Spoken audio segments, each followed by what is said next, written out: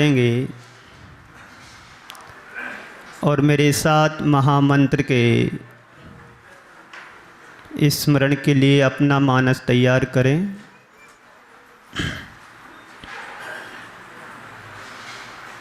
नमो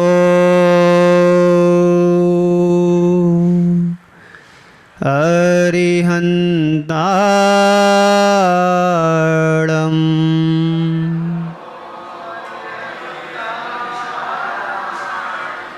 नमो सिद्धाणं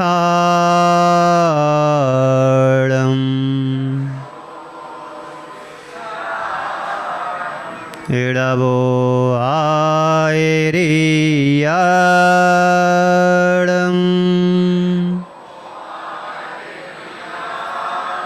नमो वज्रायाणं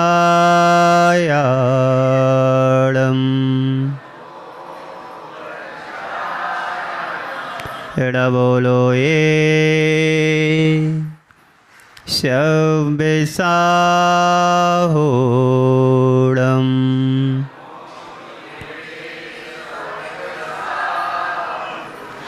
ऐसो पंचेणमो यारो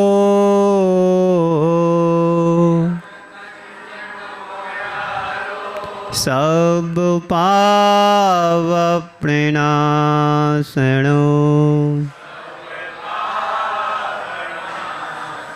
मंगलाणं च सभेसिं पडेवं हवै मंगलम्। पंच परमेष्टि भगवान की, अहिंसा परमो धर्म की, देवादिदेव 1008 श्री चंद प्रभु भगवान की, कुंडलपुर के बड़े बाबा की, परम पूज्य आचार्य गुरुवर श्री विद्यासागर जी महाराज की, परम पूज्य मुनि श्री समता सागर जी महाराज की नमस्ते नमस्ते।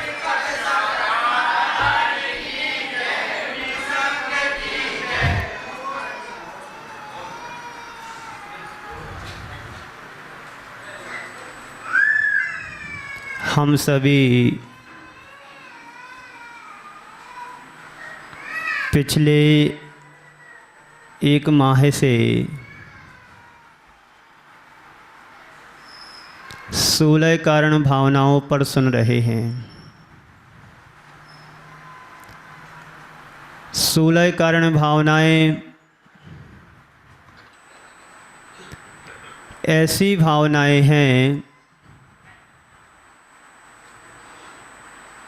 जिनका अनुकरण करने से,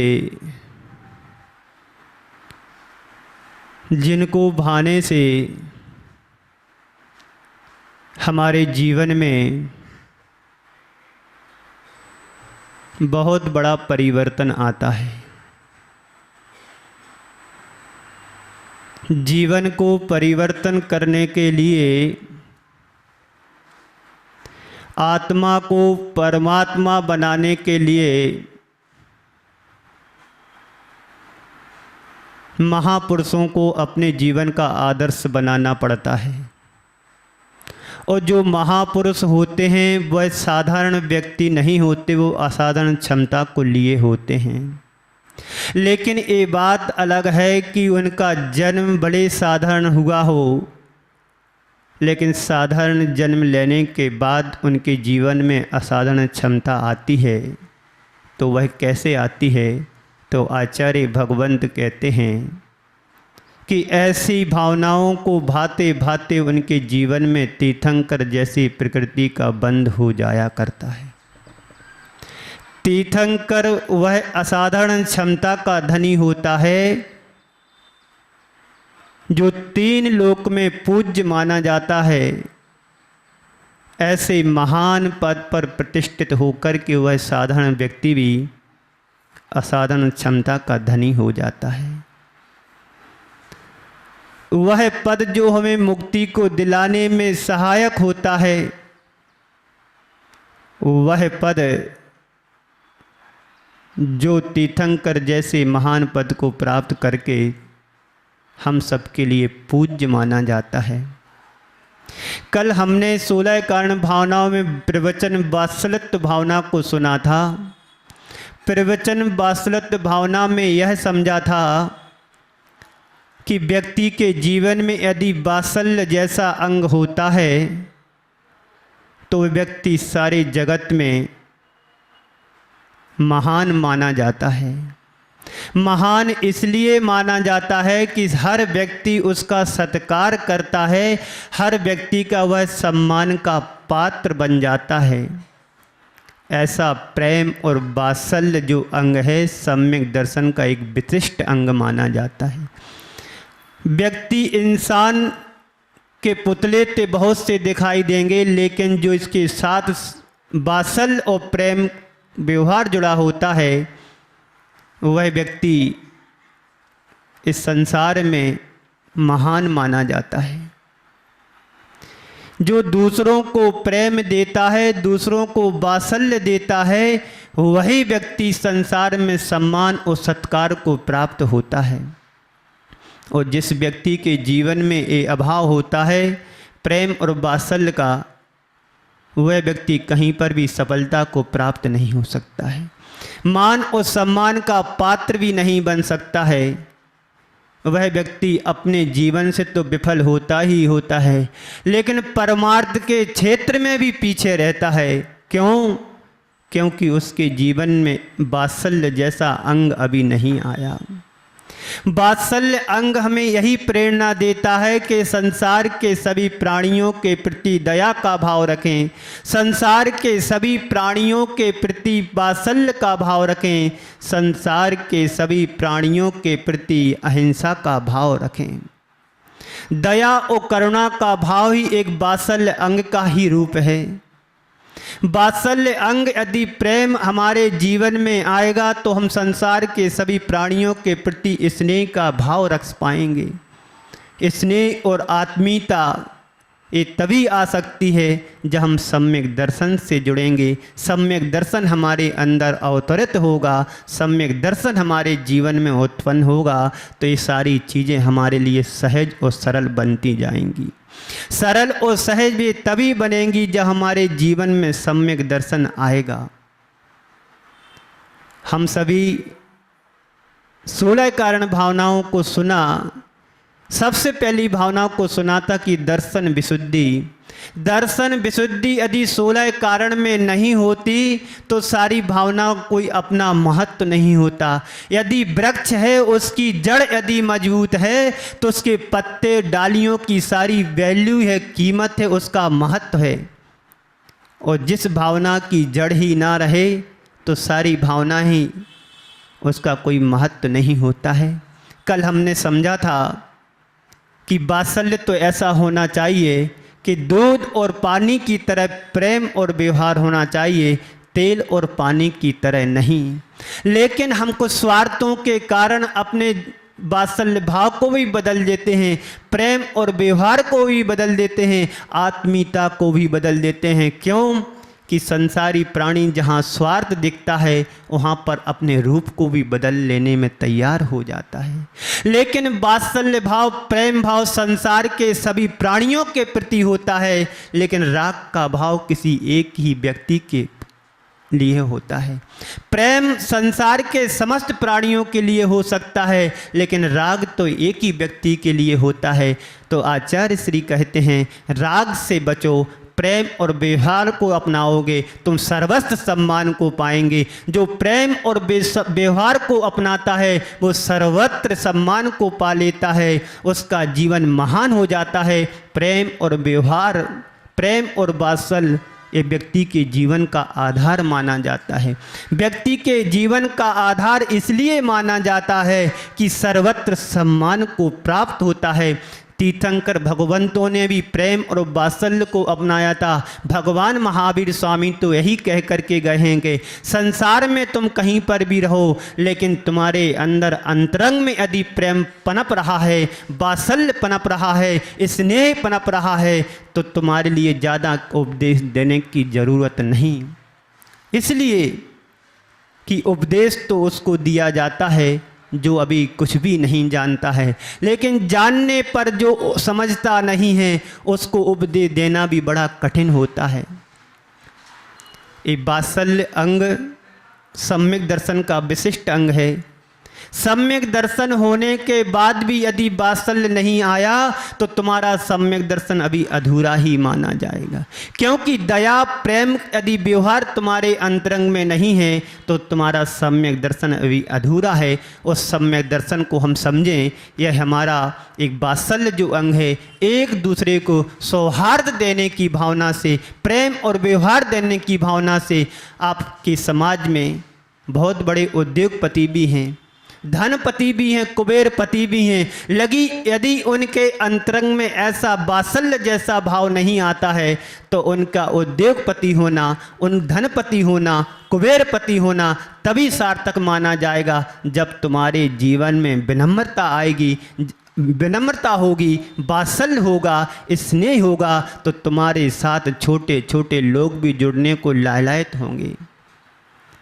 समाज में बहुत बड़ी शक्तियाँ भी होती हैं, लेकिन वह शक्ति तभी कार्यकारी होती है जब हम एक छोटे से घटक को लेकर के साथ चलते हैं। कल मैंने आपसे कहा था मशीन भी तभी कार्य कर सकती है जब उसके साथ छोटे छोटे पेंच पुर्जे भी साथ देते हैं।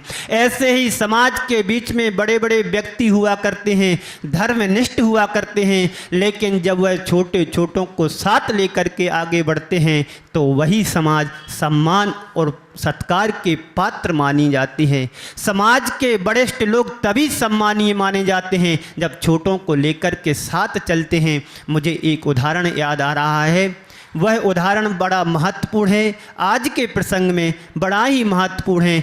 एक ज़माने में एक श्रेष्ठी श्रावक हुए थे। वह श्रेष्ठी श्रावक अपने घर में किसी विशेष फंक्शन के कारण, उत्साह के कारण, शादी विवाह के कारण उन्होंने पूरे समाज में मिठाई को वितरित कराया। पूरी समाज में सम्मान के साथ सबको सत्कार पूर्वक बुलाया और अपनी मिठाई को वितरित भी कराया। उनके सेवक मिठाई लेकर के पूरी समाज में बांटने के लिए पहुंचते हैं, सभी को देते हैं, लेकिन उस समाज में एक गरीब व्यक्ति भी रहा करता था। गरीब व्यक्ति होने के कारण, लेकिन वह बाहर से गरीब था, लेकिन उसके अंतरंग भावों से वह अमीर जैसा रहता था, स्वाभिमान का धनी था। जब वो सेवक मिठाई देने को उसके घर पहुँचे तो उस व्यक्ति ने कहा कि जिन्होंने मेरे पास ये मिठाई भेजी है, मेरा उनसे कोई नाता नहीं है, मेरा उनसे कोई व्यवहार नहीं है, मेरा उनसे कोई संबंध नहीं है, तो मैं उन सेठ की मिठाई को कैसे ले सकता हूँ? इसलिए मुझे उनकी मिठाई लेने की कोई ज़रूरत नहीं, आवश्यकता नहीं, क्योंकि मैंने कभी उनको खिलाया नहीं, पिलाया नहीं, कभी उनको मैंने सम्मान नहीं किया, तो मैं कैसे उनकी मिठाई को स्वीकार कर सकता हूँ? सेठ जी के सभी सेवक मिठाई वितरित करने के उपरांत जब वापस लौटे तो सेठ जी ने बड़े सम्मानपूर्वक उन सेवकों से पूछा, क्यों ये मिठाई सभी लोगों को बांट करके आए? सेवकों ने सरलता से कह दिया, सहजता से कह दिया कि सेठ जी साहब, अपनी समाज में एक व्यक्ति ने उस मिठाई को लेने से इनकार कर दिया। इनकार कर दिया क्यों? उस श्रावक ने कहा कि मेरा सेठ जी से कोई वास्ता नहीं है, मेरा सेठ जी से कोई व्यवहार नहीं है, मैंने सेठ जी को कभी खिलाया पिलाया भी नहीं, तो मैं उनके आतिथ्य को कैसे स्वीकार कर सकता हूँ? ये बात जब उस सेठ जी श्रेष्ठी श्रावक ने सुनी तो उनका हृदय काँप गया। उन्होंने कहा, भले ही मैं आप आज की स्थिति में बड़ा हूँ, भले ही मैं श्रेष्ठी श्रावक हूँ, लेकिन समाज का एक छोटा सा भी वर्ग का श्रावक भी मेरे लिए उतना ही सम्मान पूर्वक है जितना मेरे बराबरी का श्रावक सम्मान पूर्वक है। सेठ जी ने कहा, कोई बात नहीं, छोटा भले ही है, गरीब भले ही है, लेकिन मेरे ही समाज का एक अंग है। सेठ जी ने कहा सेवकों से, कोई बात नहीं, हम चलते हैं उसके पास चल कर के। संकेत किया गया, बग्गी को तैयार कराया गया और उस पर बैठ कर के सेठ जी साहब जाते हैं। वह जो श्रावक था छोटी सी दुकान रखे हुए था, अपना गुजर बसर करता था, गरीब परिस्थिति का था। जैसे ही सेठ जी उसकी दुकान के सामने पहुंचते हैं, अपनी बग्गी से उतर कर के पैदल चल कर के उसकी दुकान के सामने पहुँचे। वह श्रावक चना बेचता था, छोटी सी दुकान थी, बच्चों के खाने पीने की चीज़ रखता था। सेठ जी ने देखा एक चने दिखाई दे रहे हैं, बिना पूछे उसके चने को उठाकर के एक मुट्ठी और खाना प्रारंभ कर दिया। चना खाने के उपरांत सेठ जी ने पानी मांगा कि मुझे प्यास लग रही है, मुझे पानी भी पीना है। अब वो पानी कहाँ से पिलाए? वो स्वयं पानी पीने के लिए एक छोटी सी सुराही रखे हुए था, फूटी सी सुराही थी। अब वह घबरा गया, इतने बड़े सेठ जी साहब मेरी छोटी सी दुकान पर आए, पता नहीं, चना भी उन्होंने बिना मांगे ले लिए, पानी भी मांग रहे हैं, मैं कैसे इनको पानी पिलाऊं? सेठ जी ने उसकी मनोभावना को, मनोदशा को समझते हुए उसकी सुराही को उठाया और पानी पी लिया हाथ लगा करके। जैसे उन्होंने ये देखा, श्रावक ने देखा, श्रावक घबरा गया, आश्चर्यचकित हो गया कि इतने बड़े सेठ साहब मेरी दुकान पर आए, चना उठा करके खा लिए और पानी भी पी लिया। इतना देखता ही उससे बना। इधर सेठ साहब ने अपने सेवकों को संकेत कर दिया कि मिठाई की टोकनी ला करके रख दो। इतना कहना ही पर्याप्त था। वह एक सामान्य व्यक्ति उनके चरणों में गिर गया। वह चरणों में जैसे ही गिरा तो सेठ साहब ने उनके दोनों हाथ पकड़ करके उठाया, बोला कि तुम्हें चरणों में गिरने की जरूरत नहीं है, तुम्हें तो छाती से लगाने की जरूरत है। ये वात्सल्य अंग का बहुत बड़ा उदाहरण है। यदि हमारी समाज में ऐसे व्यक्ति यदि उत्पन्न हो जाएं, इस भावना को लेकर के जन्म लेने लगे कि मेरे समाज का एक छोटा सा भी वर्ग क्यों ना हो, वही भी मेरा एक अंग है। आपके शरीर में बहुत सारे अंग उपांग होते हैं, यदि कोई अंग उपांग कमजोर होता तो उसकी सेवा करना शुरू कर देते हैं। क्यों? मेरे शरीर का ही तो अंग है, इस अपेक्षा से। ऐसे ही समाज में बहुत सारे लोग जीवन यापन कर रहे हैं, जो गरीबी रेखा के नीचे जीवन यापन कर रहे हैं। उनको भी गले लगाने की ज़रूरत है, उनको भी छाती से लगाने की ज़रूरत है, उनको आत्मीयता देने की ज़रूरत है। हमारी समाज में कुछ लोग धनाढ़ तो होते ही हैं, लेकिन कुछ गरीबी रेखा से नीचे भी जीवन यापन करते हैं। वह अपने स्वाभिमान के कारण कभी किसी से कुछ कहते नहीं हैं, मांगते नहीं हैं, लेकिन हमारा दृष्टिकोण यदि सही होगा, हमारे अंदर वात्सल्य जैसी भावना जागृत होगी, तो हम भी उनको छाती से लगाने में पीछे नहीं रहेंगे, क्योंकि हमारे समाज का ही एक अंग है। ऐसी उदार भावना वाले वह सेठ साहब, उन्होंने उसको उठाया और अपने गले से लगाया। तुम्हें चरणों में गिरने की जरूरत नहीं, तुम्हें तो ऊपर उठाने की ज़रूरत है। आपको पता है, सिंधी समाज भी एक समाज होती है, फारसी समाज भी एक समाज है। उनके यहाँ कभी तुम्हें ऊंच नीच का व्यवहार नहीं मिलेगा। फारसी समाज में एक इस सिद्धांत बना करके रखे हैं, कोई भी अपनी समाज का गरीब होगा तो उसको ऊपर उठाने का प्रयास किया जाता है।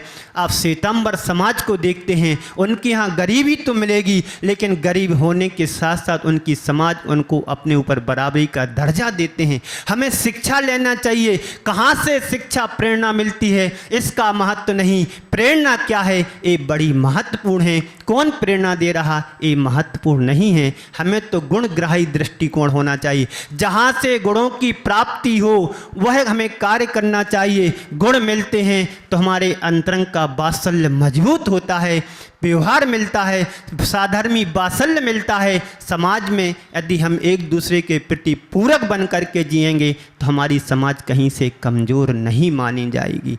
कमज़ोर तो तभी मानी जाती है जब हम अपने स्वाभिमान में, अपने अहंकार में आ जाते हैं। ये अहंकार तुम्हें धराशाही कर सकता है। रावण का अहंकार भी तुमको पता है, राम की व्यवहार कुशलता भी आपको मालूम है। रावण का अहंकार सोने की लंका में पलने वाला, सोने की लंका में जीवन यापन करने वाला, सोने की लंका तो ऐसी धरा पर धरी रह गई।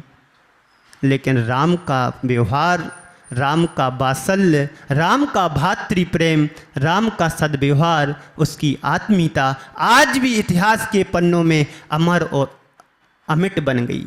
रावण का नाम कोई रखना नहीं चाहता है, राम का नाम कोई भूलना नहीं चाहता है। इसका यही कारण है, इसका यही परिणाम है कि व्यवहार कुशलता उनके अंतरंग में थी, वात्सल्य प्रेम व्यवहार उनके अंदर था। तभी तो आज हर व्यक्ति अपने बेटे का नाम राम रखना चाहता है, अपनी बच्चियों का नाम सीता रखना चाहता है, अपनी बच्चियों का नाम अंजना रखना चाहता। क्यों?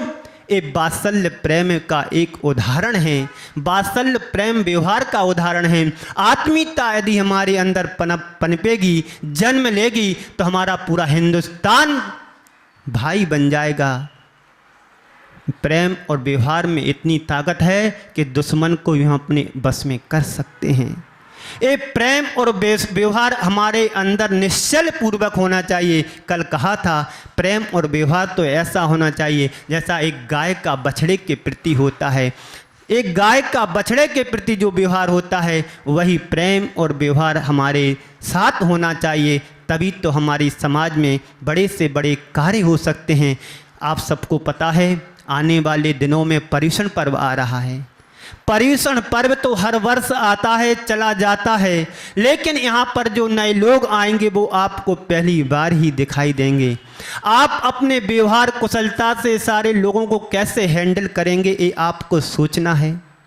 अभी तक आपने चातुर्मास, इतना आधा चातुर्मास निकल गया, लेकिन कोई कमेटी तैयार नहीं की। ये जरा चिंतनीय बात है।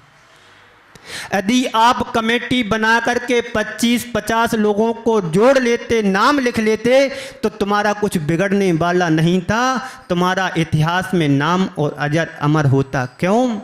यही तो वात्सल्य व्यवहार की एक प्रमाणिकता है।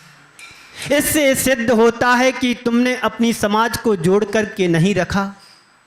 समाज को जोड़ने का एक यही कारण था, एक यही माध्यम है कि हम हर व्यक्ति को जोड़ें, और व्यक्ति को ही नहीं जोड़ें, एक व्यक्ति के दूसरे व्यक्ति के दिलों को जोड़ने की बात भी तुम्हें चातुर्मास में की जाती है।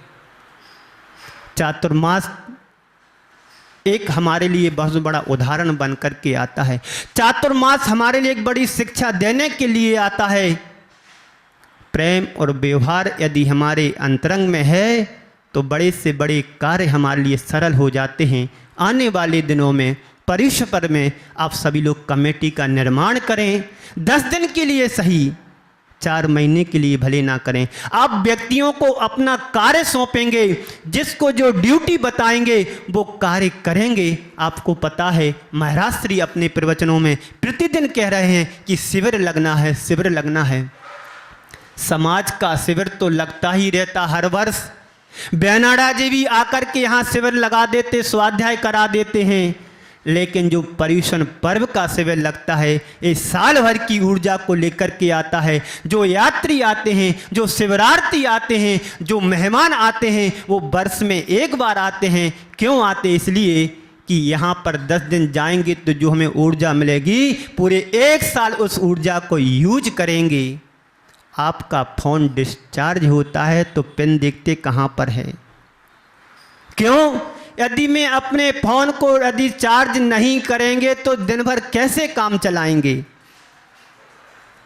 दिन भर काम चलाने के लिए 1 घंटे का चार्ज देते हो, और जीवन भर चलाने के लिए भगवान के चरणों में नहीं गए तो तुम्हारा जीवन भी किस काम का है?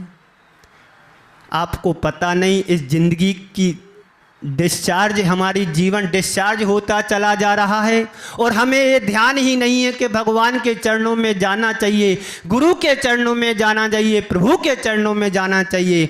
हम प्रभु के चरणों में जाते हैं। मैं ये नहीं कह रहा कि आप भगवान के चरणों में नहीं जाते, मैं तो ये कह रहा हूँ कि भगवान के चरणों में जाओ, भक्त बन करके जाओगे तो तुम्हारी जीवन की बैटरी चार्ज हो जाएगी।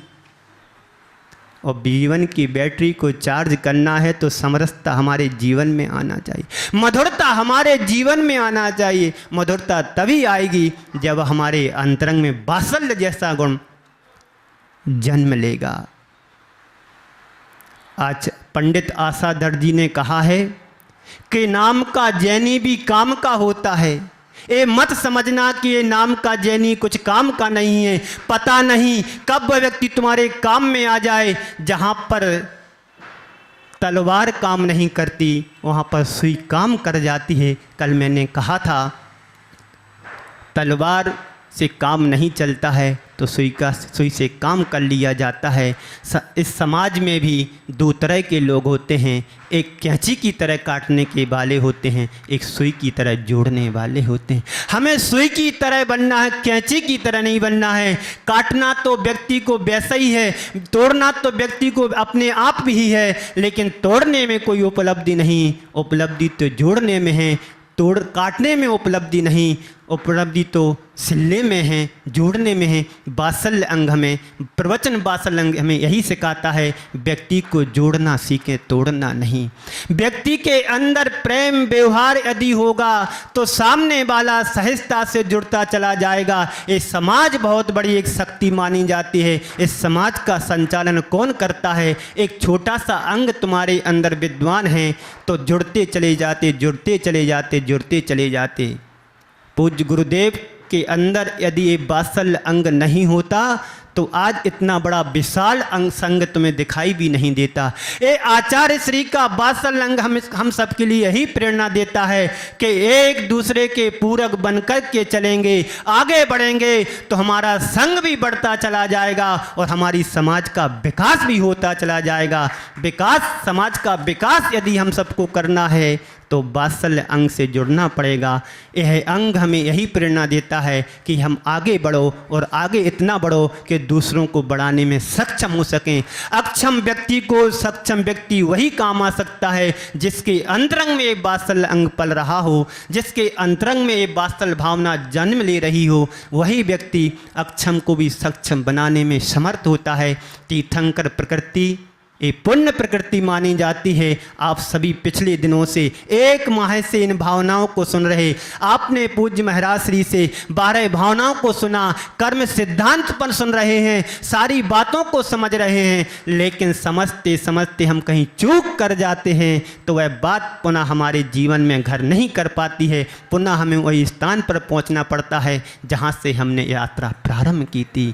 16 कारण भावनाएं हमें यात्रा को प्रारंभ कराने में सहायक तो होती ही होती हैं, लेकिन 16 कारण भावनाएं हमारे लिए मंजिल को प्रदान करने वाली भी होती हैं। आप लोग सुन रहे कि नहीं? आप लोग सुन रहे कि नहीं? हाँ तो बोलो। सुन रहे हैं, सो तो नहीं रहे? नहीं सो रहे, बहुत अच्छी बात है। सोने के लिए यहाँ पर नहीं आते, यहाँ तो जागने के लिए आते हैं। पर्युषण पर्व तुम्हारे लिए जगाने के लिए आ रहे हैं। जागो जागो, एक कदम आगे बढ़ो और अपने जीवन को सफल बनाओ। तो तीर्थंकर जैसी प्रकृति हम सब के लिए आगे बढ़ाने के लिए जीवन में आती हैं, जीवन को समरसता लाने के लिए आती है। ऐसी प्रवचन वात्सल्य भावना हम सब के जीवन में माधुर्यता को लेकर के आती है, प्रेम और वात्सल्य को लेकर के आती है। ऐसी भावनाएं हम सभी निरंतर सुन रहे हैं, अपने जीवन के निर्माण में आगे बढ़ रहे हैं। मैंने एक दिन कहा था 3 शब्द जो कहे थे, निर्वाह और निर्माण और निर्वाण। निर्वाह संसार का प्रत्येक प्राणी कर लिया करता है, पशु पक्षी भी कर लेते हैं, लेकिन निर्माण वही कर सकता है जो जिसकी बुद्धि, जिसकी सोच विस्तार को लेकर के होती है, जिसकी सोच व्यापकता को लेकर के होती है, वही व्यक्ति अपने जीवन का निर्माण कर जाता है। और जिस व्यक्ति निर्माण करने के साथ साथ उसकी बुद्धि विशुद्धि को लेकर के आगे बढ़ती है, तो वही व्यक्ति अपने जीवन में निर्वाण को प्राप्त कर लेता है। तो तीर्थंकर जैसी प्रकृति हमें अपने जीवन का निर्वाण करने के लिए मिली हुई है, तो क्यों नहीं हम उस भावनाओं को निरंतर भाएं जिससे हमारी जीवन का उद्धार हो, जिससे हमारी आत्मा का कल्याण हो। हम सभी अपनी आत्मा का कल्याण करने के लिए सामर्थ्य उत्पन्न करें। तो ऐसी निरंतर 16 कारण भावनाओं को भाएं, मेरी भावनाओं को भाएं, 12 भावनाओं को भाएं। ये आज आपका 16 कारण ध्यान भावना का क्रम समाप्त हो रहा है। कल से मैं आप सबके बीच में विनय पाठ को रखना चाहूँगा। विनय पाठ हम प्रतिदिन पढ़ा करते हैं और विनय पाठ वह पाठ है जिसको पाठ करने के बाद हम भगवान की पूजन अर्चना प्रारंभ करते हैं। पाठ हम प्रतिदिन की तरह पाठ कर लेते हैं। जब तक उस पाठ की उस मीनिंग हमें मालूम नहीं होगा उन शब्दों का, तो पाठ तो हम हर बार करते हैं, प्रतिदिन करते हैं, प्रति समय कर लेते हैं, लेकिन जब तक उस चीज़ की मीनिंग मालूम नहीं होगा, अर्थ मालूम नहीं होगा, तो हम उसकी गहराई में नहीं पहुंच सकते हैं। किसी भी शब्द की गहराई में यदि मुझे जाना है तो उस चीज़ का अर्थ मुझे आना चाहिए। भावनाएं 12 भावनाएं आप लोगों ने सुनी, उनका अर्थ समझा महाराज श्री से। तो मैं चाहता हूं कि जितने भी यहाँ पूजा करने वाले हैं, कम से कम 100-150 पुजारी होंगे। पूजा करने वाले पुजारी को भी पुजारी कहा जाता है। मैं चाहता हूं आप यहाँ पर मंदिर में नोटिस लिखें कि विनय पाठ का कल से मैं अर्थ बताऊंगा। पर्युषण पर्व के जो 4-5 दिन हमारे लिए बोनस में मिले हुए हैं, इसमें विनय पाठ का हमने अर्थ सीख लिया। तो आप जब भी विनय पाठ पढ़ोगे तो आपकी मानस पटल में उसका अर्थ तैरने लगेगा। हम सब कुछ पढ़ लेते हैं, सिद्धांत की बहुत बड़ी बड़ी गहराई की बातें समझ लेते हैं, लेकिन कई बार हमारे साथ ऐसा होता है कि छोटी छोटी बातों का अर्थ हमें समझ में नहीं आता पाता है, तो हम उसका अर्थ नहीं समझ पाते हैं, उसकी गहराई में नहीं पहुंच पाते हैं। उसकी गहराई को पकड़ने के लिए, गहराई में पहुंचने के लिए हमारे लिए छोटी छोटी बातों के अर्थ भी समझना चाहिए। तो कल से मैं विनय पाठ का अर्थ बताऊंगा। एक दिन में 2-3 कड़वे लेंगे, उसका मीनिंग अर्थ बता करके 20-25 मिनट अपनी बात को पूरी करूंगा। इस तरह से आप सभी लोग धर्मात्मा हैं, धर्म के क्षेत्र में आगे बढ़ रहे हैं। पार्ले पॉइंट में तो मैं समझता हूं कि प्रतिदिन पर्युषण पर्व लगा रहता है। जब मैं सुबह 6:15 बजे निकलता हूं तो लोगों का तांता लगा रहता है, आना शुरू हो जाता है। भगवान की भक्ति में डूब जाते हैं, इतने डूब जाते हैं कि समय का ध्यान ही नहीं रहता है कि महाराज श्री कब मंच पर बैठ गए।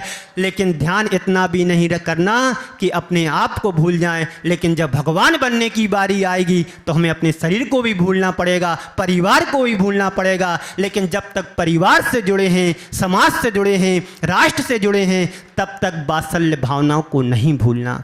वात्सल्य भावना को यदि हम भाते रहेंगे तो समाज के प्रति, परिवार के प्रति, देश के प्रति, राष्ट्र के प्रति हमारा वात्सल्य भाव बना रहेगा, तो हमारी समाज में समरसता बनी रहेगी। समाज में जब समरसता बनी रहेगी तो हमारी समाज एकता के साथ आगे बढ़ेगी, संगठन के साथ बनेगी, आगे बढ़ेगी, पारस्परिक सहयोग के साथ हमारी समाज आगे बढ़ेगी।